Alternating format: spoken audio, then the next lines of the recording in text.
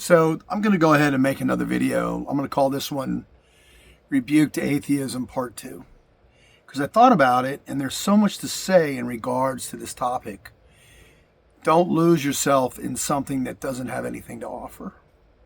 So I made a bunch of notes here, and this is in response to a couple TikTok posters that talk with absolute authority, like they're so smart. Well, I made a bunch of notes, and so what's the upside if there's no God? What do we get out of this? Oh, we agree with you, and we think the human condition can be solved by humans. We've already proven that can't be done. Over thousands of years, it cannot be done. So are you telling me that every culture that anybody's ever heard of that believed there was some type of God was wrong? And you're right. I believe the number of people that believe in God outweigh the number of people that don't.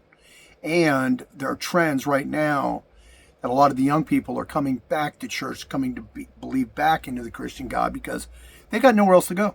There's nowhere to go.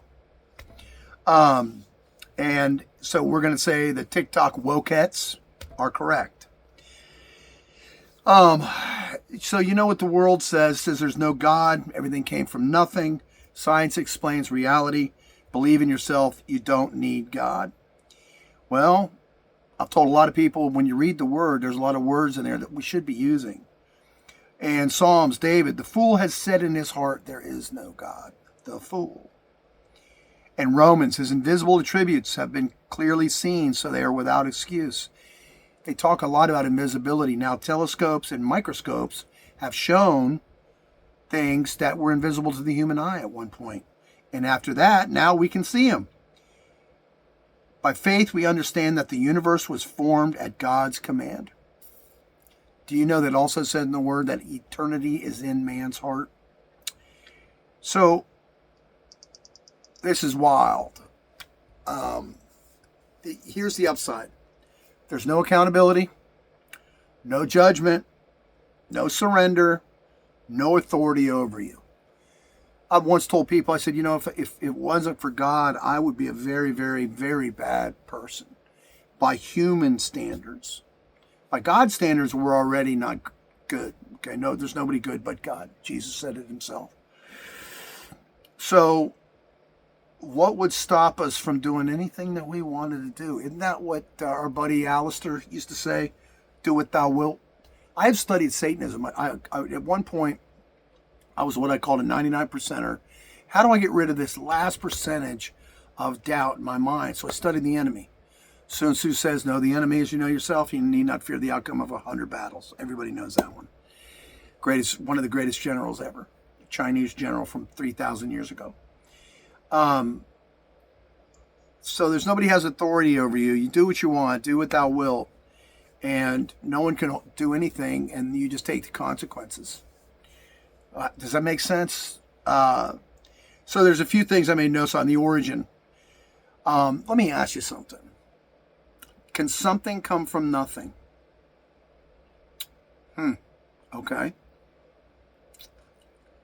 Let me ask you this. Does reality make sense? That we can understand. When I get people that think they can explain things like that, I look at them very, very sketchily. I go, you guys, whatever. I used to try as a kid, imagine nothing. All I could imagine was black or white. And you're still imagining something. You're imagining black, you're imagining white. Okay? So, that's not science. Something from nothing, that's not something. That's faith in nothing. Faith in nothing. Does that make sense? How about order? Laws of physics, but no lawgiver. You might not know anything about science, but there's laws involved in the universe. So, life, dead matter becomes conscious beings. No. Morality. Why is evil actually wrong? I don't like it. Is it objectively wrong? Meaning, if we're accidents, why does anything matter? Hey, here's a good one for you. How many United States presidents believed in God? All 45. And Believe me, you get into a position of power like that, and I can't imagine that they wouldn't believe in God. The power, they're from a very high, they're on a very high mountaintop. The other thing about atheism, it doesn't answer really deep questions. It just says we came from nothing. There is no God. We just exist. And yet, would you follow them into a very bad situation when you knew that their morality was suspect? There was nobody holding them accountable? I don't think I would. Now, I made a list of, I assembled a list of a lot of people that believed in God. The inventor of quantum physics, okay, guy named Werner Heisenberg. Remember Heisenberg from Breaking Bad? A quantum physicist. I mean, we've got C.S. Lewis. We got George Washington Carver. We've got Isaac Newton. I mean, come on. I'm looking here at all these people and I'm going, I'm not going to go through all this, but I'm not following somebody that doesn't believe in God, because you know what it tells me? It means they believe in themselves, that they can do it all. They're human. They're no better than me. So you decide. I remember when as a child, people used to say, if Johnny said jump off this bridge, are you going to jump off the bridge with him? Back in the days where sticks and stones can break my bones, but names can never hurt me. So you decide where you want to follow. There's nowhere to go with atheism. And when people say, I read the comments on these people, and when they say, thank you for posting this, I don't even believe it. I somehow wonder if the people we're seeing are either just getting paid, they're AI, or something's happened and they just say there is no God because of what happened to me. I remember Henry Kissinger says, after World War II in the concentration camps, there is no God. You know, when you say things like that, you put yourself above God. You're saying, God, I don't even believe in you.